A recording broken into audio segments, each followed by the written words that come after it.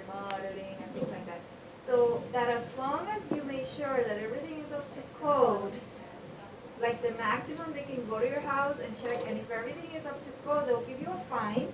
Sure. But they won't They'll give you a fine, and the other problem is in a shower, sometimes like underneath that tiling is Durock, which is hard board, cement board.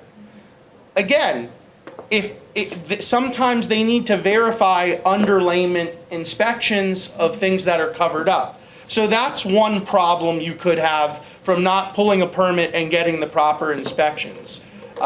In that case, you need to get an engineer, or you need to open the wall in the closet behind the shower, show the inspector it's there. I have a property in Pompano where there's drywall behind the shower, and it's a condominium.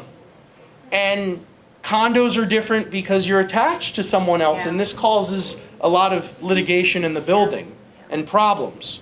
So that's why, again, if you're in a single family, you're even allowed to act as your own contractor. You can pull an owner builder permit if the property is homesteaded and up to $75,000. But you're assuming all of the liability, and you sign all that paperwork with the city. You just can't do a pool or electric, different things. But so you can act as your own contractor and still get an inspector. But you're watching over these other guys or performing the work yourself if you have a spouse or someone in the family who's handy. I want... What? Oh, perfect. So this is the big show here. This is the front cover of a reliable lien search. And a lien search is sometimes 40 pages, 50 pages for residential. For commercial, it could be 150 pages. If a property has many folio numbers, for example, if it's like an office complex, like a building, and there's condominiums, and they sell every unit, a building like this could be 400 pages, the lien search. So that's why everything's identified in one summary page that's clean. And it tells the agents, the title company, everyone, what are the problems on the property. And we make sure to get you that information as it comes in from the different government departments. So, esto es lo que nosotros vamos a recibir de Reliable Lien Search, ¿ok? En vez de recibir todas las páginas del lien y todo, aquí ellos nos mandan a nosotros si hay un code enforcement, si hay algún permiso abierto, alguna violación, etc. ¿Ok? Ahí es que lo vamos a recibir, y hay veces que se lo vamos a mandar a ustedes también para que lo vean. Pero eso es lo que te llamas el pencil search, ¿no? No, eso ya es el estudio completo. El estudio completo. El full lien search, que Sí. sí tiene todo el estudio, y sí, nosotros le proveemos toda la información y los records que nos manda la ciudad, pero en este reporte es como un sumario nada más de las cosas importantes que tiene la propiedad que Sí. resolver. En el pencil search es diferente. Por encima. Sí, es por encimita, pero si ustedes quieren algún pencil search, me lo dejan saber a mí, me mandan el folio, todo, y yo se lo mando a David, que es el contacto mío de Reliable, pero te copio a ti, porque tú le tienes que hacer el pago a él de esos $50. Ya él va a tener la dirección de la propiedad, so si va a hacer una oferta o algo así, ya ahí te podemos dar el crédito. ¿Y el estudio completo qué vale? No, No, el estudio completo no, es about 200, right? Por averaje $200. Sí. En unas ciudades es mucho más porque la ciudad cobra más por proveer esos records. Como Coral Gables sale 300 y pico, $400, pero son los fees de ellos en realidad lo que determina lo que va a costar. Home search, that's what it costs for home search? That's it? For a lien search. A lien search. Yes, when we have an actual contract. Okay. If it's a pencil search, it'll be $50 upfront, and then we will give you the reimbursement. Well, not the reimbursement, we'll add that credit when you order the lien search.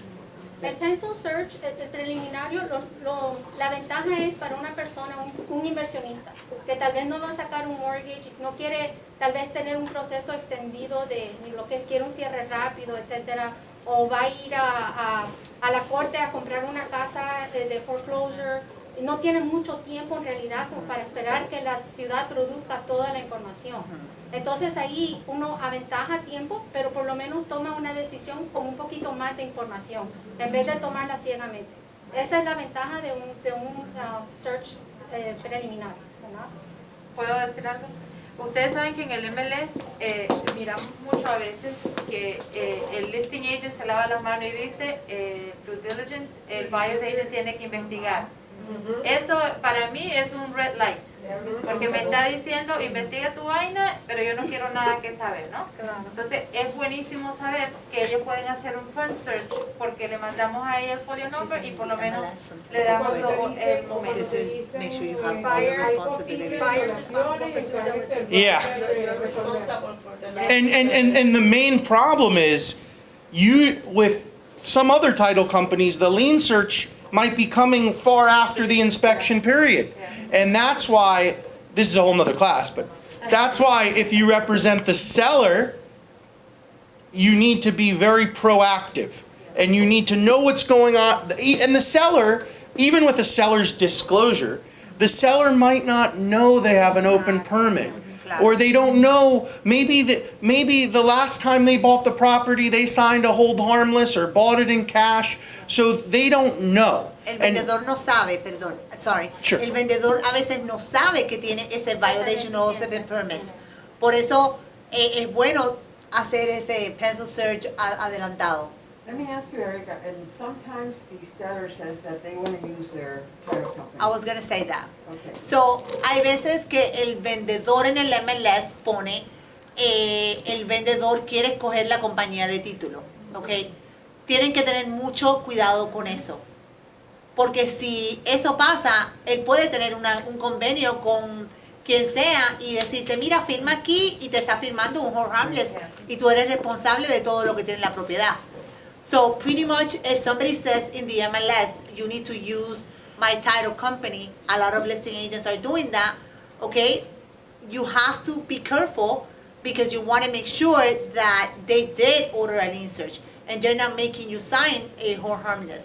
Yo a veces siempre digo que si tú tienes un listing, mándame un correo electrónico y tú puedes controlar tu transacción. Tú puedes hacer que el vendedor pague el owner's policy. Y si el vendedor paga el owner's policy, en Miami-Dade Broward, escoge la compañía de título.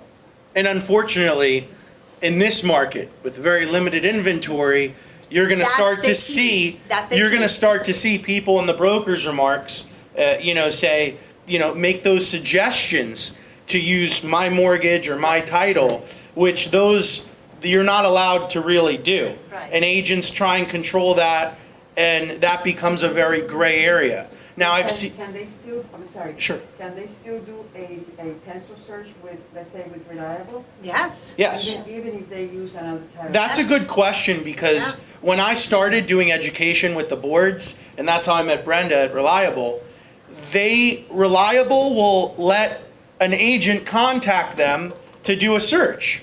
And I thought that was very beneficial because sometimes the information is needed. When I worked in Weston and Broward, or in Miami Gardens, same thing, you could go on the city's website. The reason why you need a lien search, a full lien search, is you could go on the city's website and it only has 4 or 5 years of information. And all of the information isn't on the public portal. And then before the city incorporated, you could go to Miami-Dade County's website and then get all the information before 2005 to when the property was built. But the problem is when you have those multi-jurisdictions, like the city and the county, and unfortunately, the public information we want from the city costs money.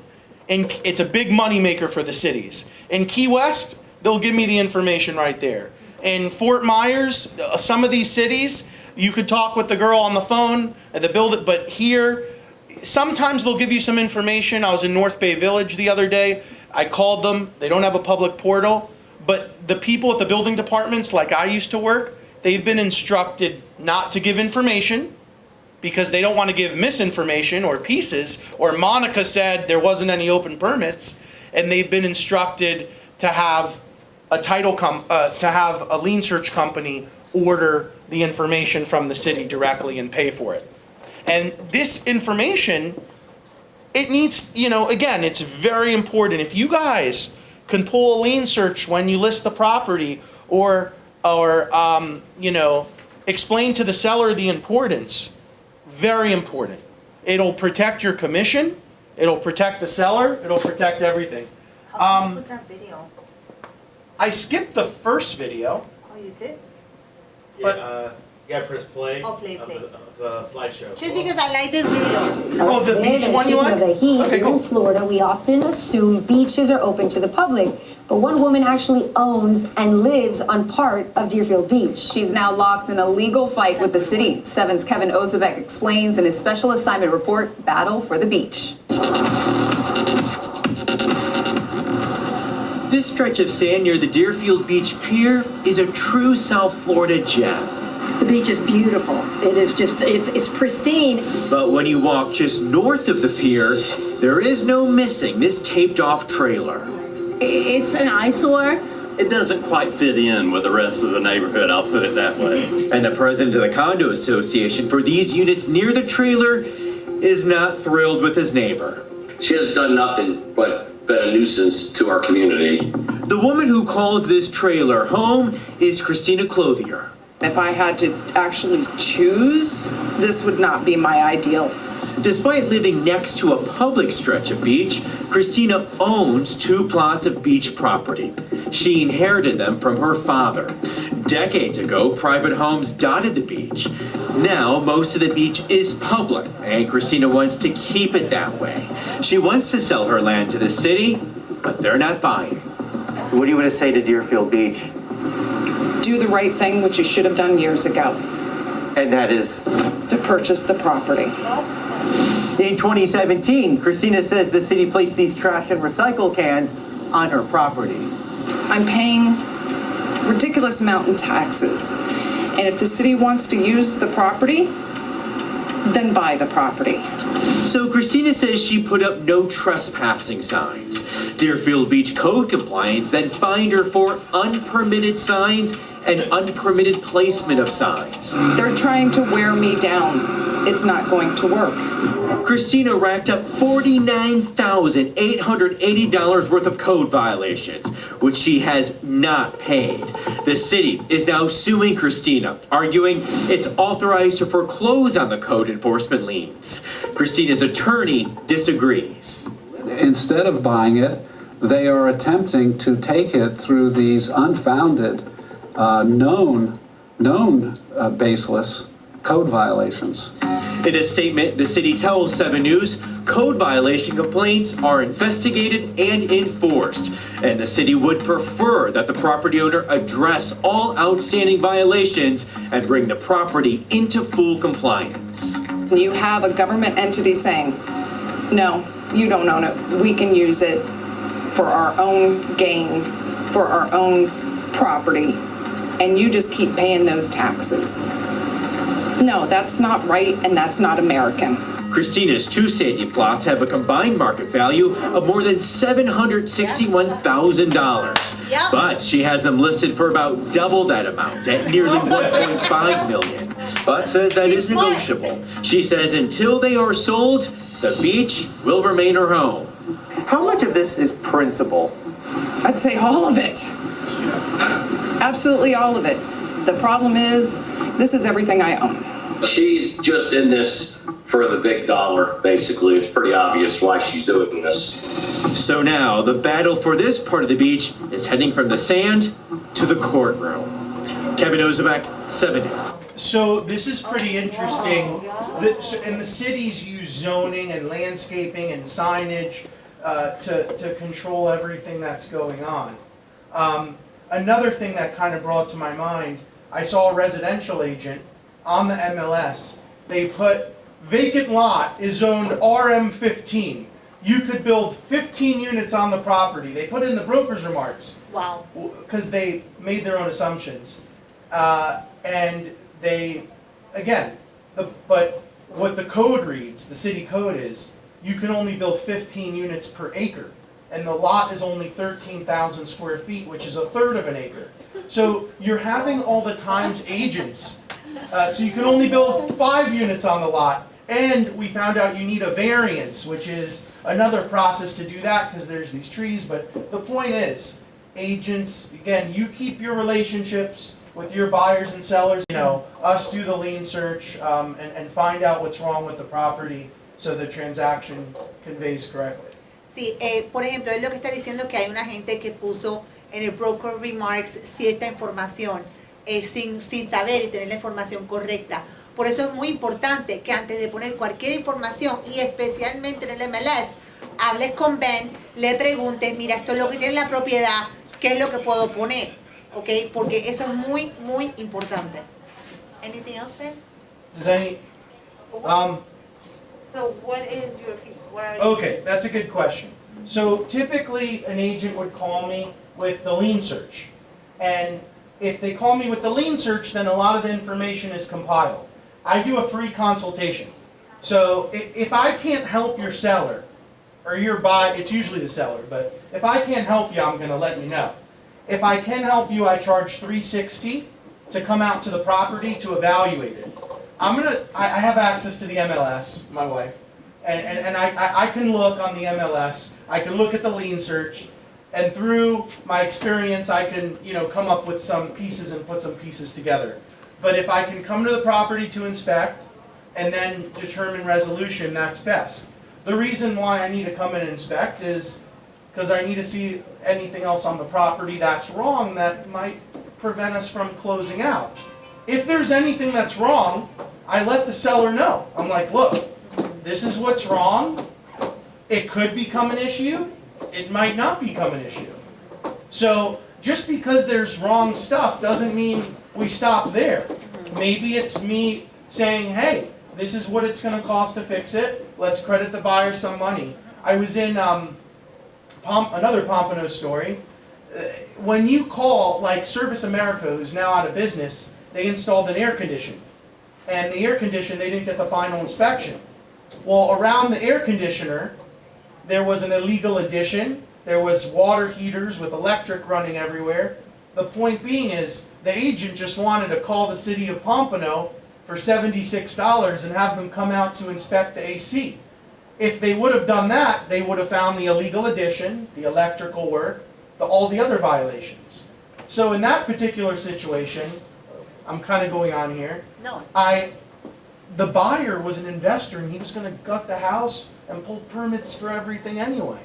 So I told, and the sellers had a divorce and they were in a hardship. So if the buyer's going to demo everything anyway, credit them some money. So instead of calling the city out on the property, they credited them $2,000 for a new air conditioner or a partial that would pay. So, Ben te da una consulta gratis. Créeme que muchos de ustedes me han llamado a mí preguntando preguntas y a la primera persona que yo le mando es la información de Ben porque son cosas que yo no te puedo decir. Pero si tú quieres que Ben vaya a la propiedad porque tú tienes el vendedor y le haga una inspección y la vea, él cobra 360, ¿ok? Para hacer eso.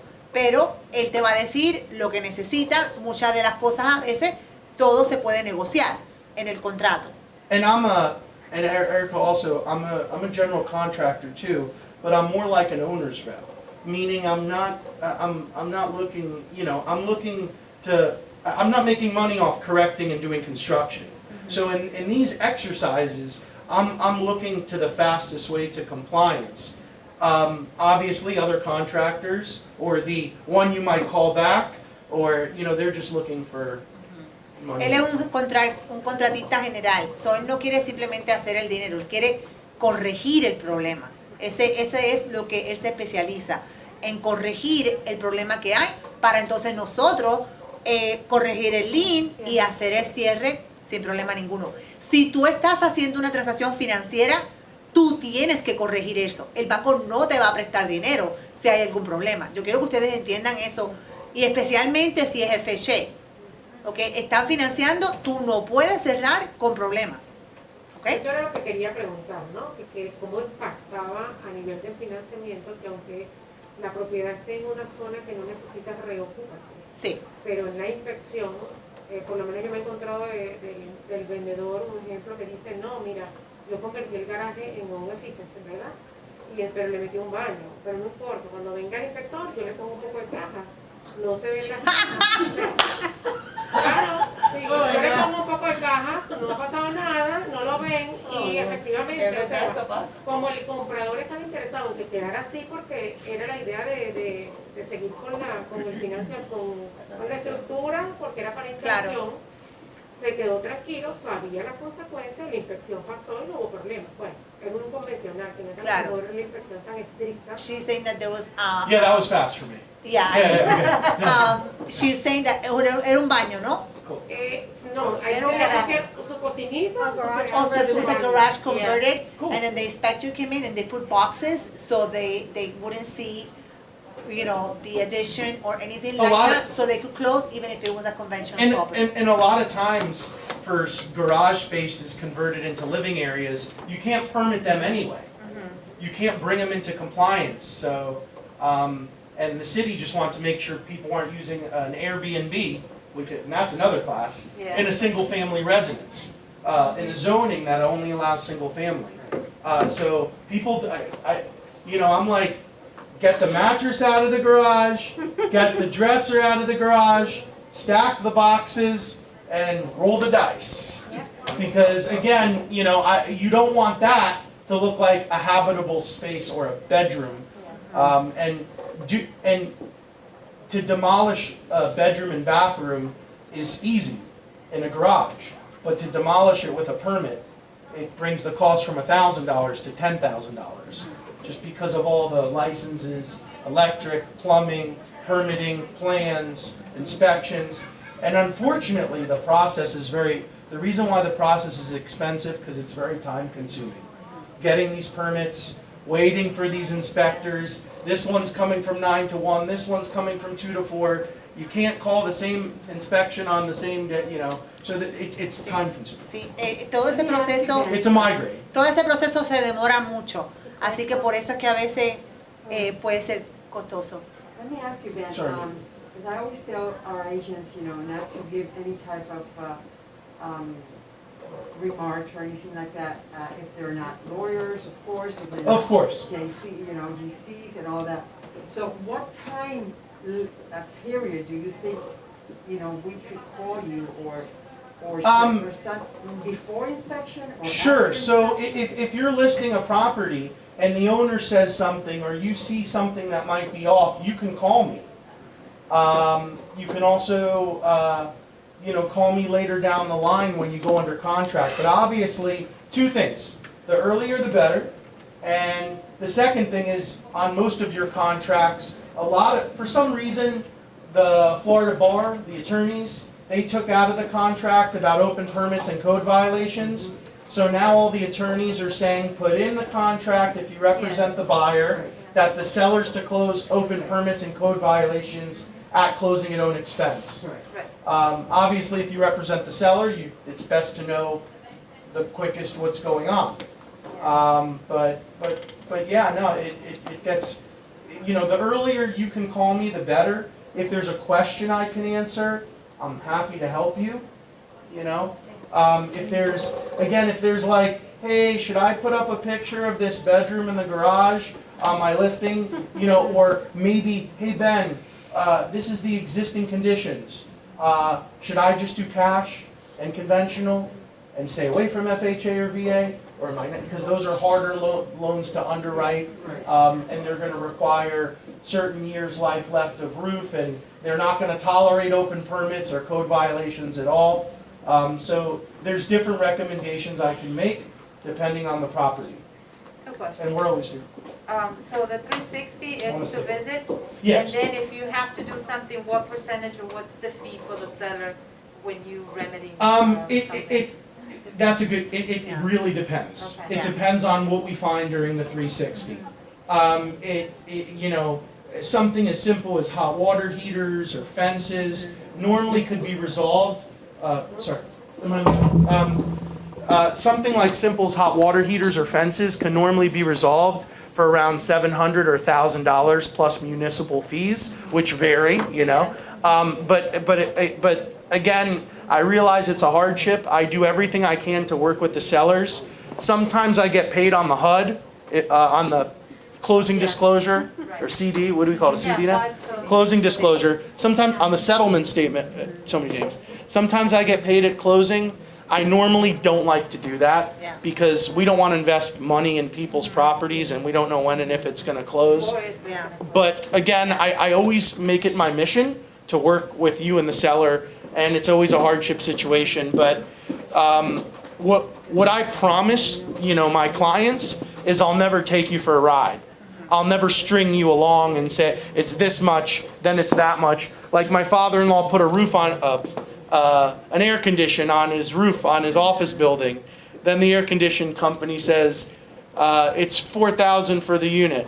And then they pull up to the site with the unit. Then they say it's $1,200 for the crane. Oh my God. So I try and make everything complete and get everything at once. And And the second question, I'm sorry. And since you work for the city, how do you see that the appraisers are snitch on houses that have converter garage? Do you see that a lot? Like, do they? you mean the appraisers, the real estate appraisers? Right, right. So sometimes what normally happens is the first buyer's agent who gets really pissed off because their buyer didn't get the property, or their buyer goes to Coral Springs or the city and lets the city know that there's a bedroom in the garage, or the HOA finds out somehow. So the city finds out in all different ways. But again, and then the seller sometimes lets the city in the property, and then things kind of go down from them. But in regards to real estate appraisers, I don't have an issue. I mean, they're not looking for these things. If they're, I had a discussion with a real estate appraiser, as a neighbor of mine, actually a couple weeks ago. He's not looking for permitting and code violations. They're verifying bed, bath counts, square footage, and comparables. Now, if you ask them if you put 2 walls up in your living room and you say, I want to count that as a 4th bedroom, they're going to say, where's your window and where's your closet? Because a bedroom has to have a window and a closet. So, but in regards to permitting and code violation, and like I said, so there's the home inspectors. I get called by home inspectors a lot because their inspection doesn't cover unpermitted things. But again, everything has a dollar amount on it. And everything has an identification on it. And through education, like this class, it's great, we can educate the buyer. And we could let them know, hey, look, almost all the houses you're looking at are going to have unpermitted things, and that's the truth. So again, everything has, and then we give them the information and let them make the decision themselves. And they're happy. They're happy to know that, hey, I got the property and I know this about the property. And so there's ways to explain things, and I realize as agents and sellers and buyers, I'm a third party.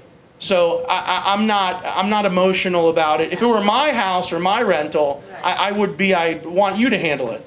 But so I try and handle it professional as a third party like that. And I generally, as long as the people are cooperative, I have good outcome.